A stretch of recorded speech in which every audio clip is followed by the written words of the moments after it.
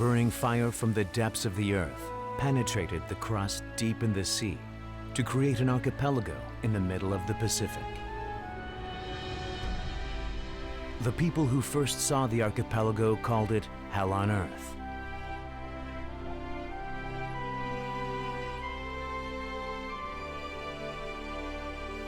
In this rough and desolate terrain, organisms had to confront Mother Nature's challenges by developing unique strategies.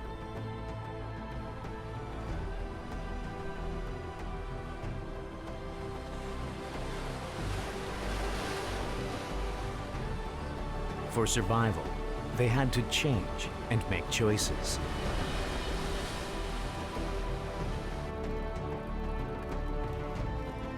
A case in point is the marine iguana, which is found nowhere else in the world.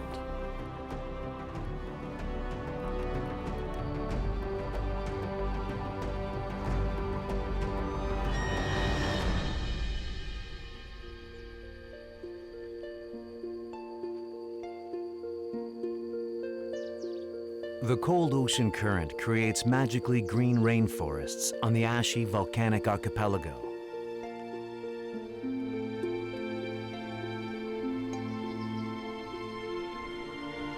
To human eyes, the organisms here seemed cursed to this hellish enclave.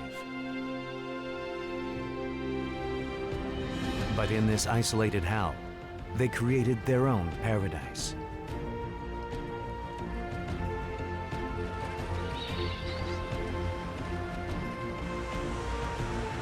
This is the story of the survivors at the end of the world.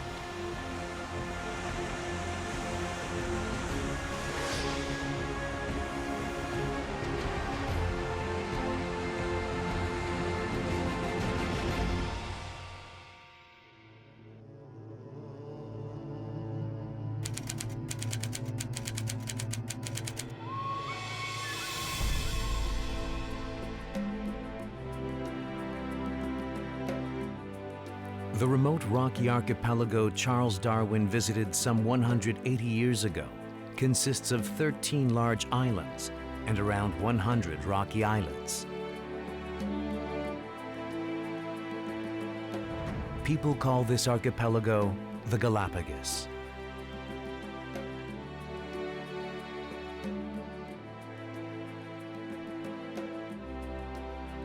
The Galapagos lies on the equator nearly 1,000 kilometers west of the coast of Ecuador.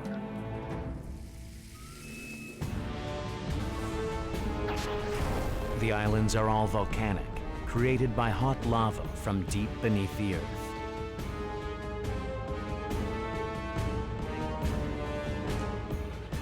The Galapagos is one of the world's most volcanically active regions.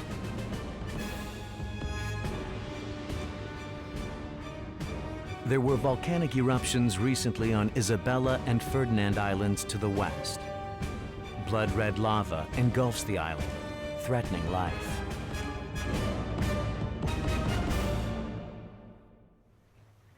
After a sea of fire, the island covered in hardened lava is rugged and bleak.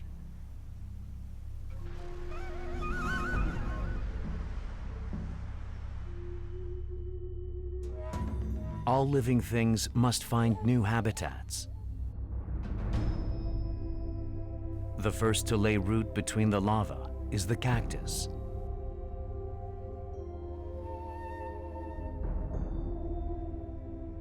The landscape where the flowing lava meets the sea is forever changing.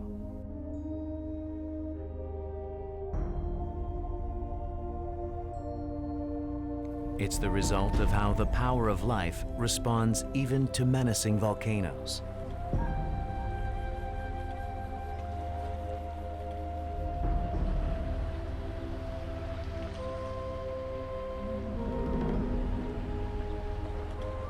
Organisms here have survived thanks to their respective methods of survival.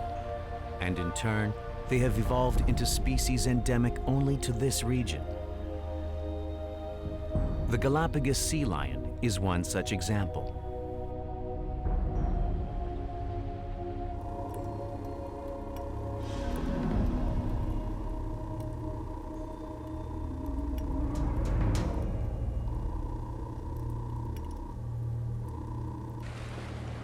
When schools of small fish emerge to the surface, an awe-inspiring spectacle unfolds.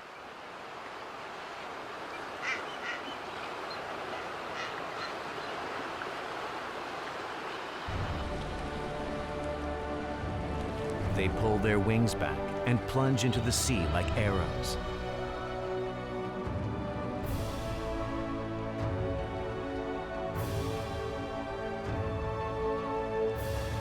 They are the blue-footed booby, which dive in to hunt in packs.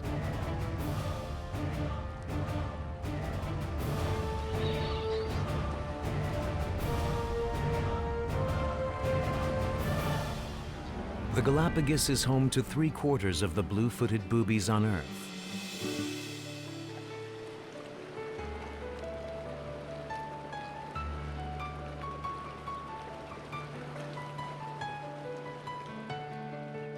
The blue-footed booby mates when food is plentiful. That's usually between May and December. During mating season, they gather on a remote island away from predators.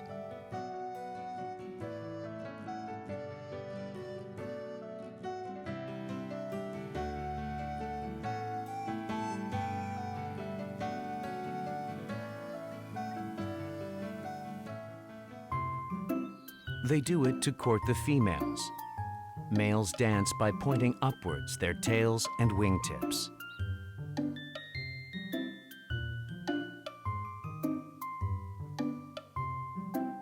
When conditions are optimal, 2 to 3 eggs are laid, and the male and female take turns brooding.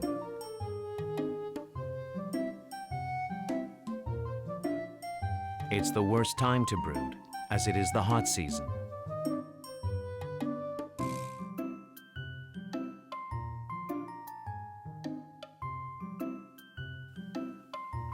Between April and May, which is spring in the Galapagos, one can witness the great frigate bird's unique courting ritual.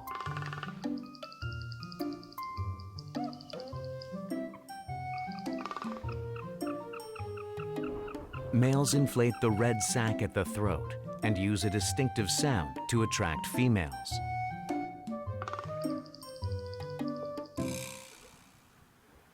This is a paradise for seabirds that flit between land and water.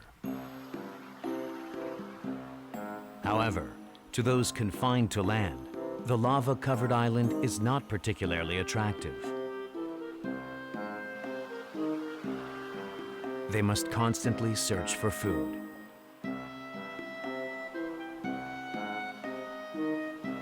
Most of the land here is volcanic, so plants are hard to come by for the iguana, which are herbivorous.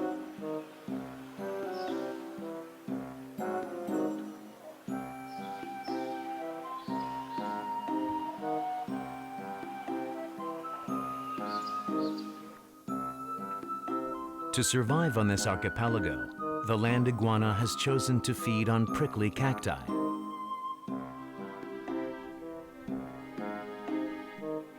The condensed moisture in the stem also provides clean, salt-free water.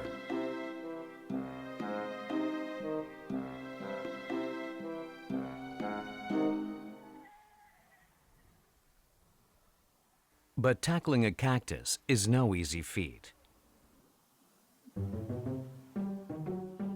This one is lucky, though.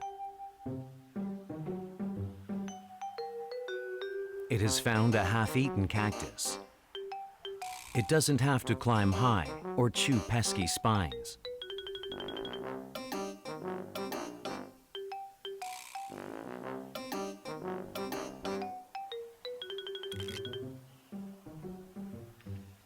Given the situation, the cacti here have also evolved.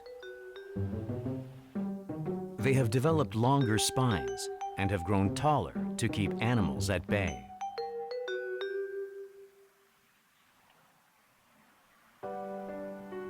Iguanas generally live for around 30 years.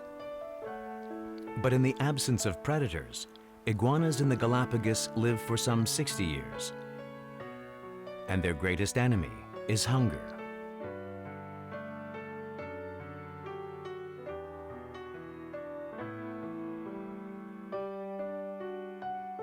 How did they come to live in such a treacherous place? This was probably not where they originated.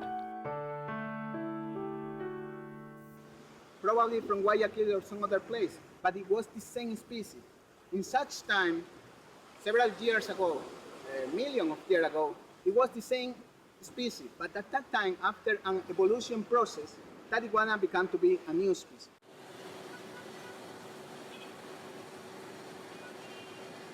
In mainland Ecuador lives a relative of the iguanas of the Galapagos. They live in lush forests and drink clean water.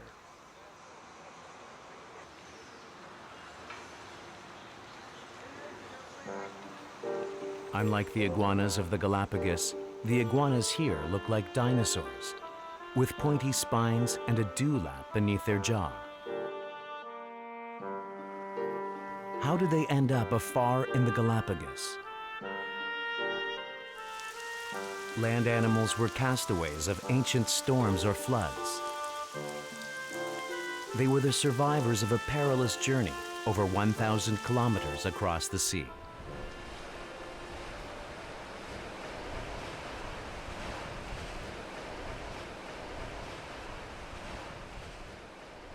Where they found themselves was vastly different from whence they came.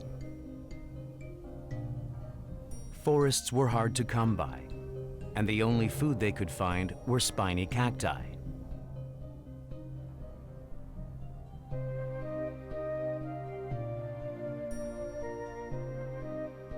And even then, they must wait patiently for the leaves to fall.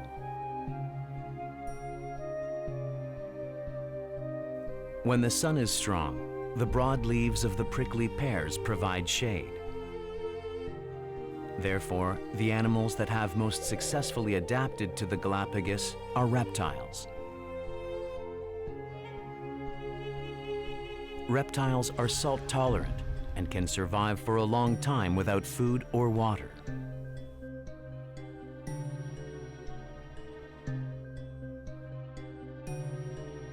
While they do not eat much, they must fight and win to secure scarce food resources in order to survive.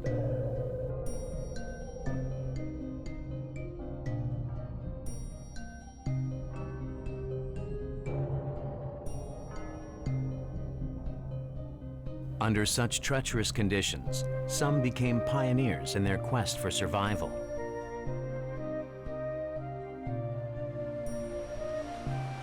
They turned to the sea.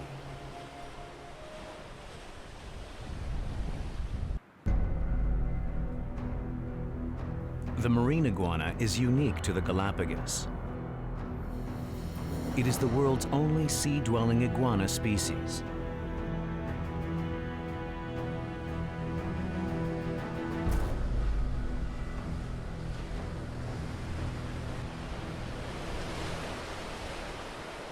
It couldn't have been easy for a land animal to adapt to life at sea.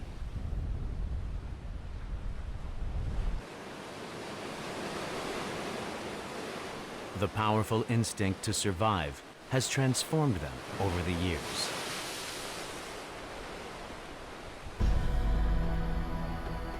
Their tail has flattened to propel them in the water, and their robust limbs and claws allow them to cling to slippery volcanic rocks. Their skin has toughened to withstand powerful waves.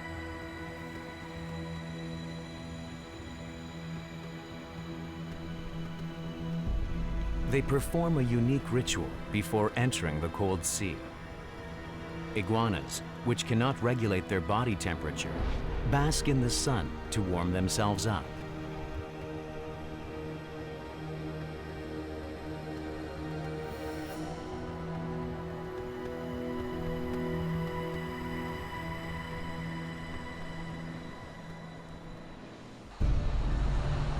As energy builds up with the raised body temperature, some prioritize intimidating their peers over hunting. They bob their head up and down to threaten intruders.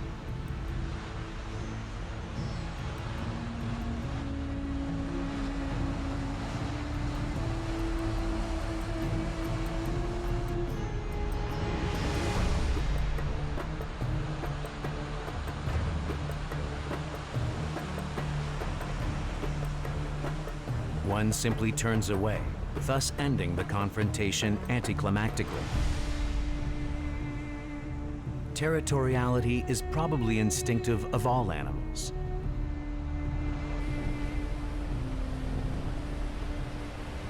Now, it should quickly enter the water to find food.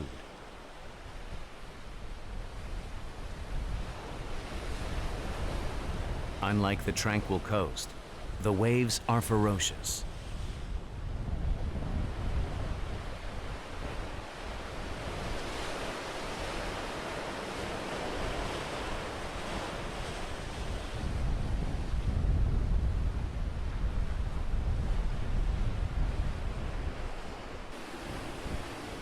The sea is unforgiving to this little fellow.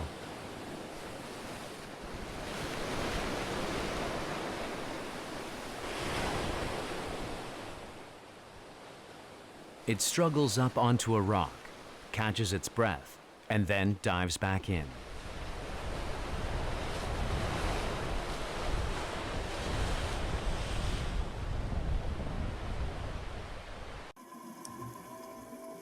When the waves are strong, the situation is just as difficult underwater. Currents are as strong as hurricanes on land.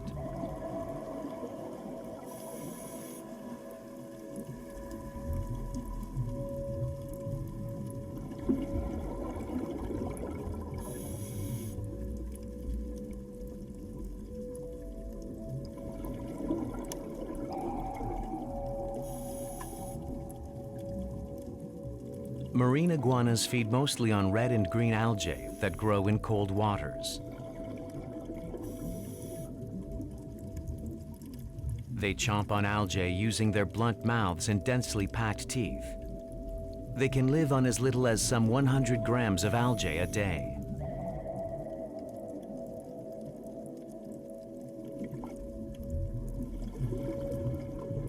The seabed is covered in green.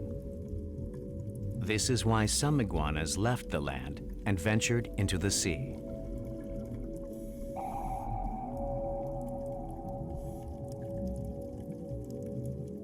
Although food is plentiful, they cannot be greedy.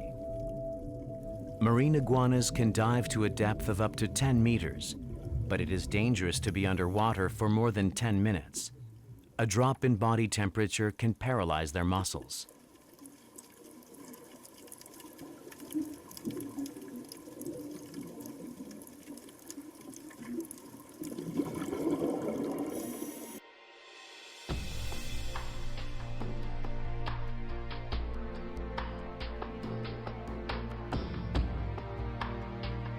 Among the organisms that traveled down with the ocean currents from South America, there is a 250-kilogram giant.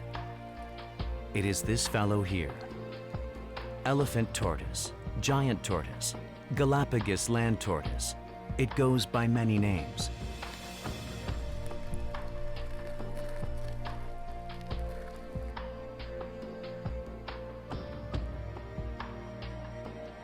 The first people to set foot on the archipelago called them Galapagos, meaning saddle in Spanish, because their shells looked like horse saddles. That is where Galapagos comes from.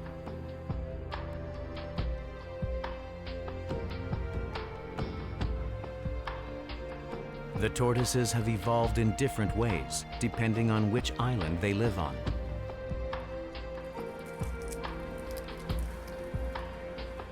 Tortoises that live in dry lowlands have long necks.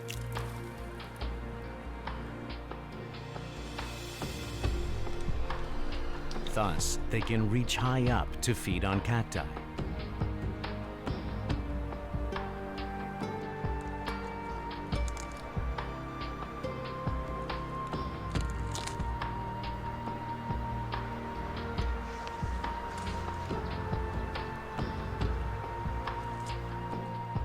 The tortoise, which arrived in the Galapagos 3.2 million years ago, have diversified into 16 species. All living things on this archipelago have changed their appearances to adapt to their respective environments. Even cacti have become tougher and developed longer spines to ward off animals that might feed on them.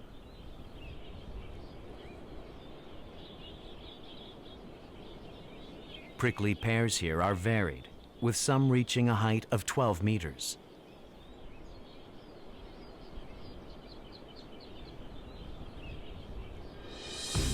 It is very evident that this is a living laboratory of evolution.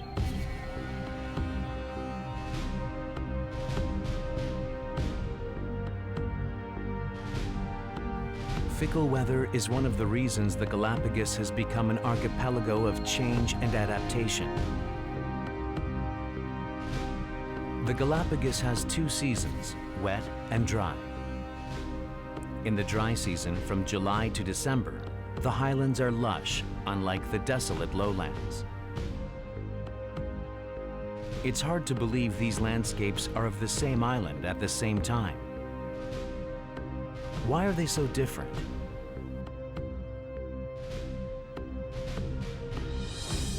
Ocean currents hold the key.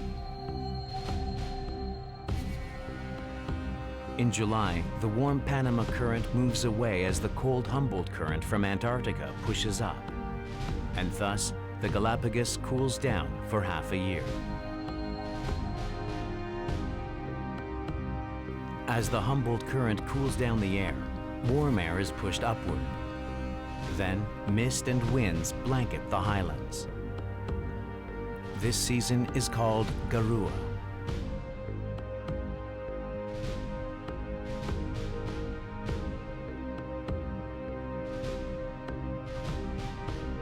Santa Cruz is the second largest island of the Galapagos. The vegetation is lush in the highlands at an elevation of 300 meters. There are craters amid the lush greenery.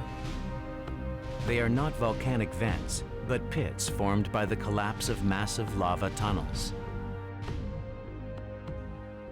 Small lava caves near the pits prove that this area used to be a volcano.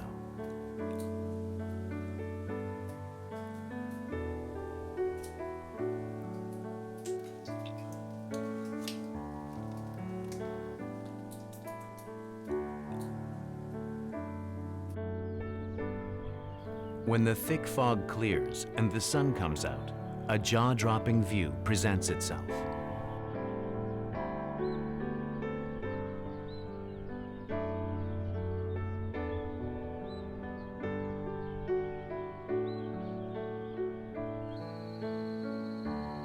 The drizzle and mist during the Garua season give rise to a dense, humid forest. This is a forest of Scalesia, a tree endemic to the archipelago.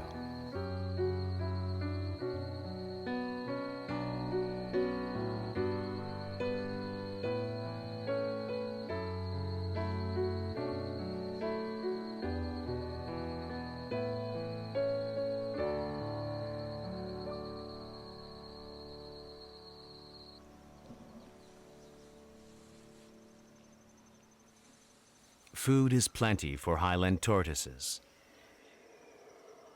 Their shells have evolved into a dome shape so they can move and rummage through the grass.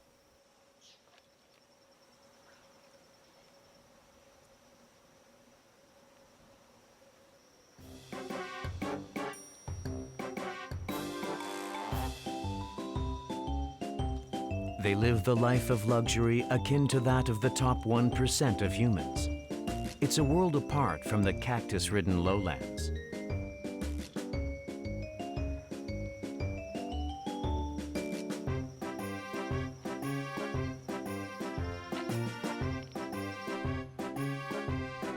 After feeding, they warm their bodies in the lake. It is to maintain their body temperature against the cold highland air.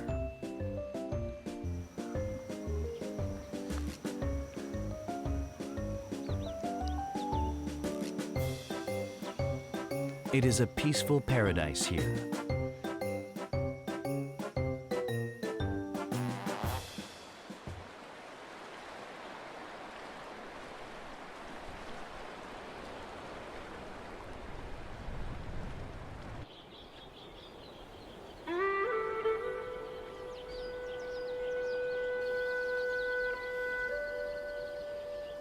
Once the sun sets, the cold descends.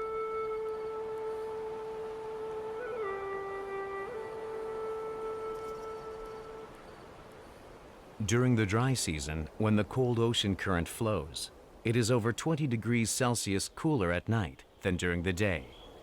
Marine iguanas, which are cold-blooded, huddle together at night.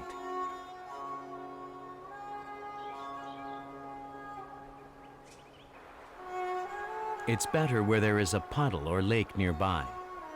Water heated by the equatorial sun is a great place for marine iguanas to spend the night.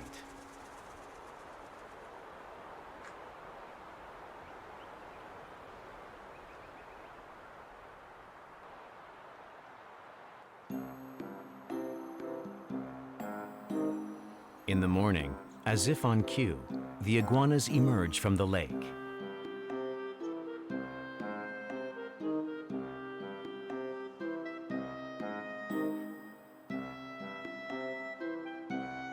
The early risers get the best spots.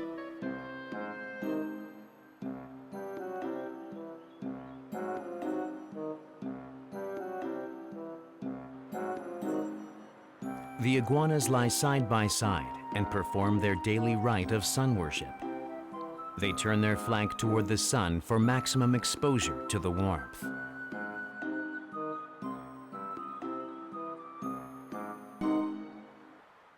As sun is moving, the position of the iguana is moving too. They need to control how much temperature they receive from the sun, from the environment. If they don't control how much temperature could be warm or hot or cold, they will die. While marine iguanas rely on sunlight, their movements are governed by the phases of the moon.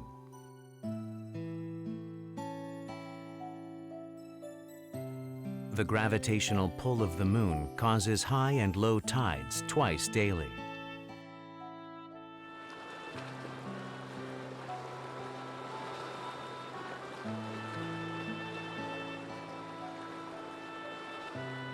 When water recedes during low tide, algae are exposed and the sea becomes shallow.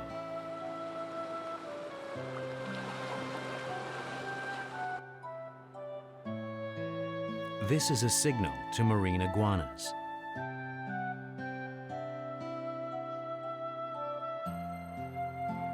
Some even appear seemingly from nowhere, and they all head to the sea.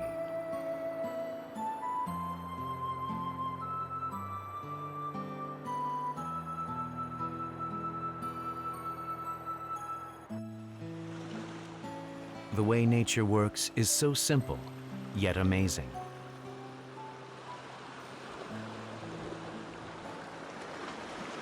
The gravitational pull is at its greatest at full moon and new moon, so low tide is at its lowest. The iguanas do not even have to go into the water.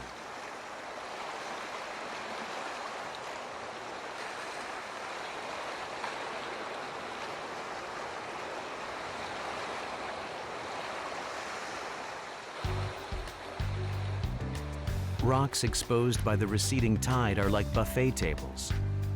Unlike when they have to forage underwater, mealtime is very leisurely.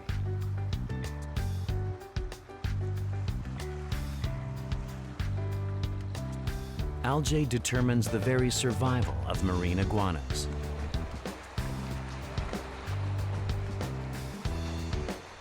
Algae grow rapidly here under the strong equatorial sun. They grow back in just 2 weeks, so marine iguanas usually have access to plentiful food.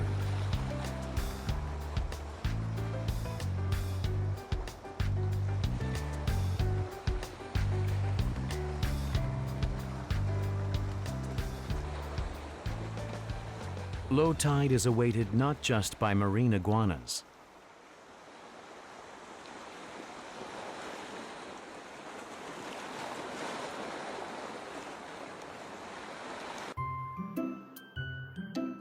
Low tide brings out many tiny creatures from hiding.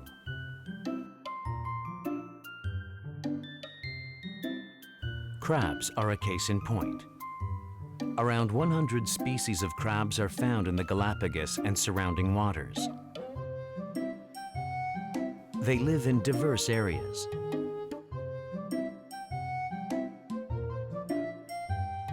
This fellow, leisurely strolling down the beach, is a ghost crab.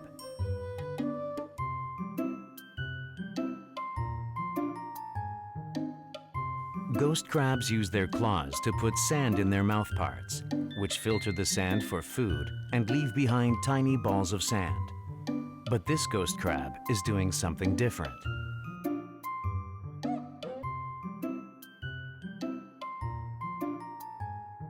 It's taking out sand from its burrow and pressing it down with its claws. Researchers say this is a courting ritual by male ghost crabs.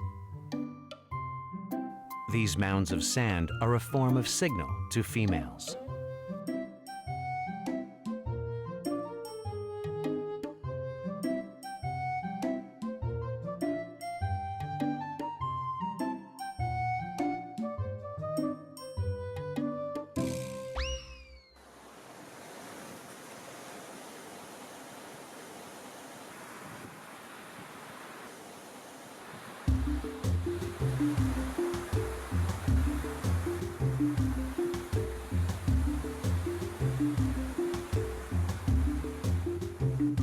Six hours have passed, and water is beginning to rise.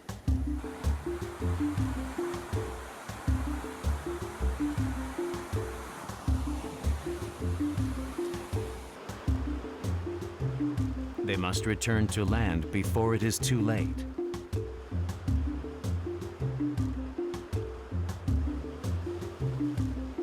Sally Lightfoot crabs are the first to make their way back to land.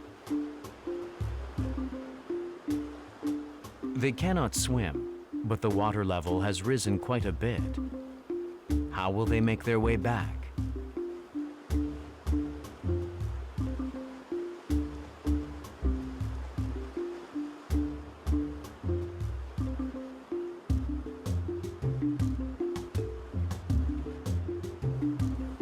Like water striders, they leap lightly across the water, and hence their name, Sally Lightfoot crab.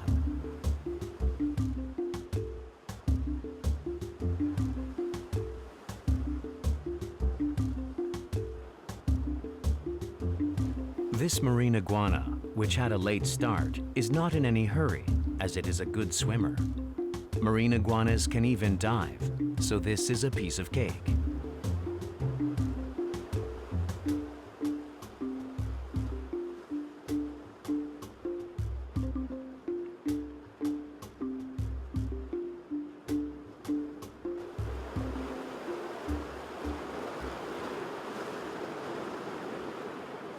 In no time, the tide flows in along with ferocious waves.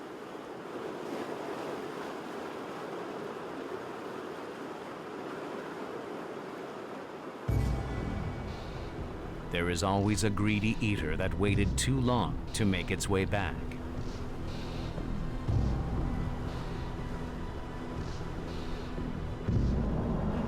The sea grows more violent, and the return trip grows difficult. Its ancestors probably had to confront countless brushes with death on their journey to this island millions of years ago.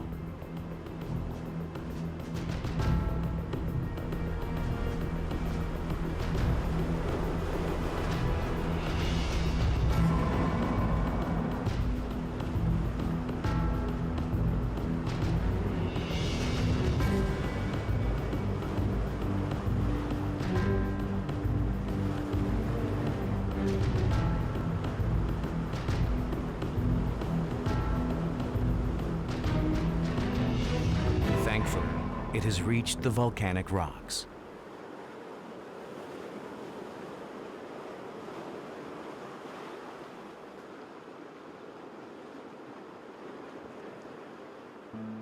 Like a soldier returning from battle, this marine iguana is covered in cuts and bruises.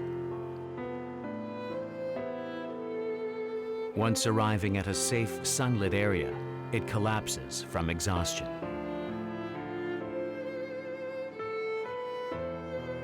It was a brutal battle with the rocks that tore off huge chunks of skin.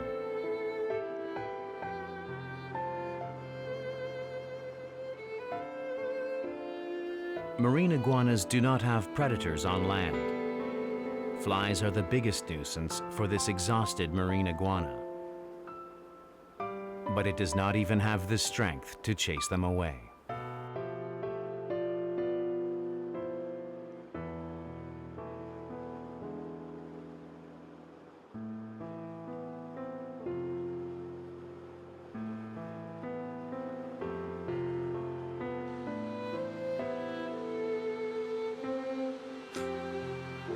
A distinctive trait of marine iguanas is the expulsion of accumulated salt through salt glands.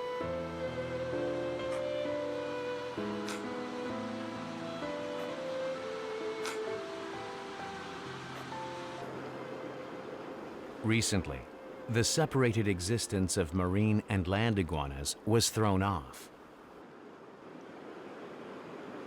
In that area, or in that small island, we have marine iguana and land iguana at the same time in the same place. So they become to be reproduced by themselves and become to have some hybrid. The hybridism here in Galapagos is a species that is mixed between land iguana and marine iguana.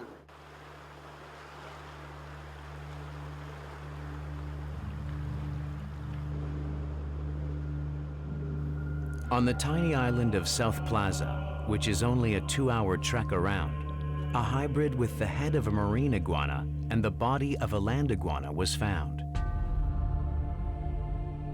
What happened to the two species that have been leading separate and distinct lives for 4.5 million years?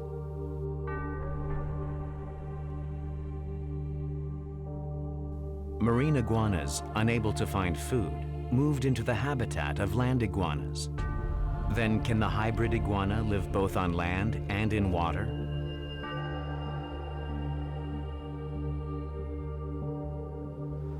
Hybrid iguana are in the land area.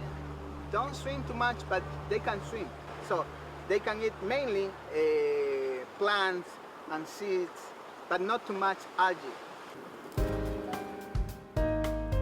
Hybrid iguanas have sharp claws like marine iguanas, but they act more like land iguanas. They use their sharp claws to remove spines from cacti and can easily climb tall cactus plants.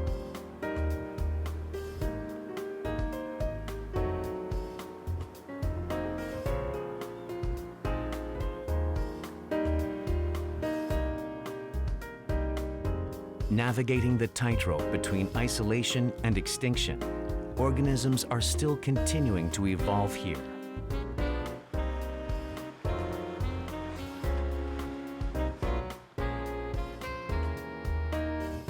Mysteries of life we have yet to discover still may be lurking here.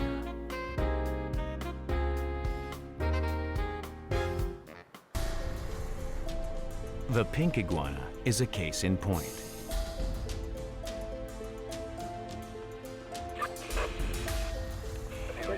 A new organism was discovered in the Galapagos Island in 2009. It was the pink iguana. It is still a mystery how they came to be.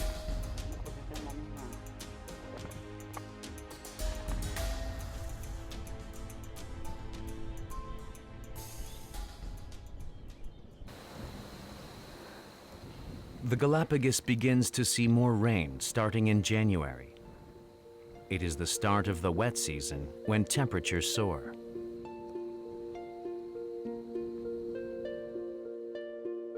The desiccated land soaks in the warm moisture and gradually turns green.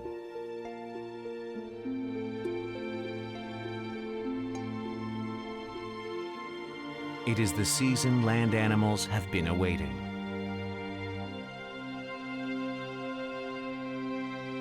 In April, which is springtime in the Galapagos, the number of insects soars and they get very busy.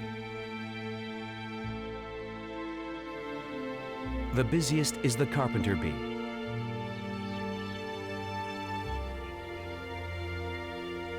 They feed on prickly pear flowers and transport the pollen.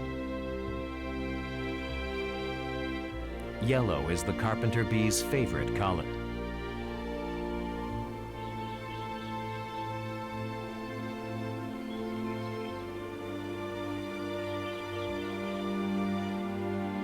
Flowers attract birds and insects with their unique colors, and the birds and insects help plants reproduce. The manzanillo tree, which grows where there is salt water, bears fruit known as the poisoned apple. The fruit and sap is toxic, so humans and animals steer clear.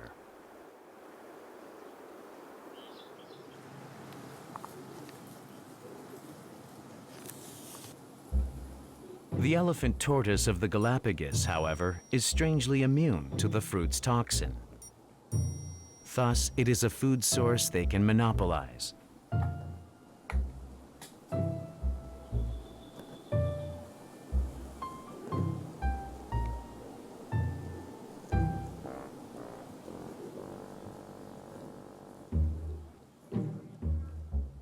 The heavens are fair. Unlike the dry season that only provided cacti, food is easy to come by during the 6 months of the wet season.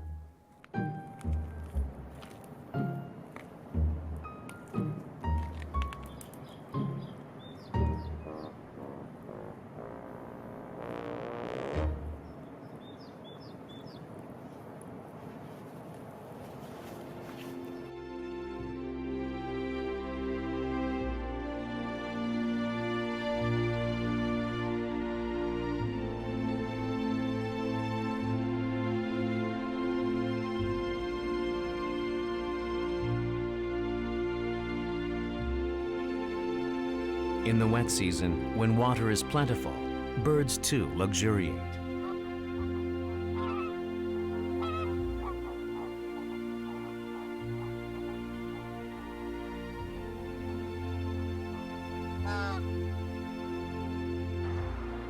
This lake, where the fresh water from the volcano meets the sea, is home to a wide array of birds.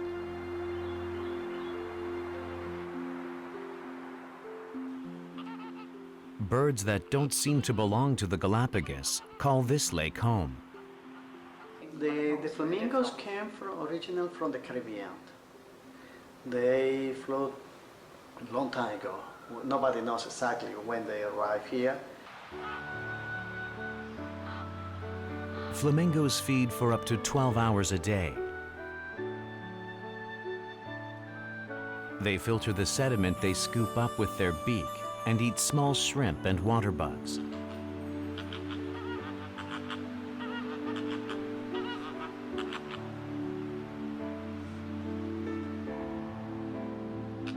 It was probably tough getting to the Galapagos from the Caribbean, but food was plentiful and predators scarce in their new habitat.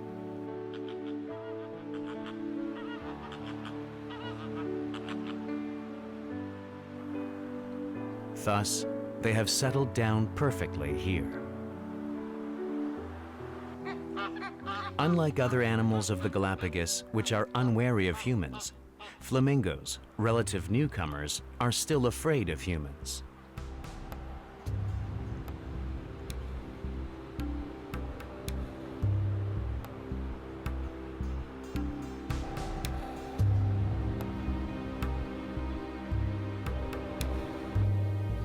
The evolutionary trajectory is not over for these organisms that migrated, adapted, and made decisions and changes for survival.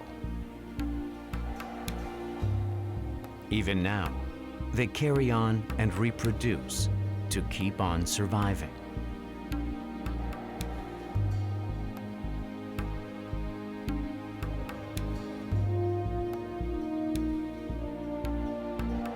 Continually changing from one form to another is the ongoing tale of evolution.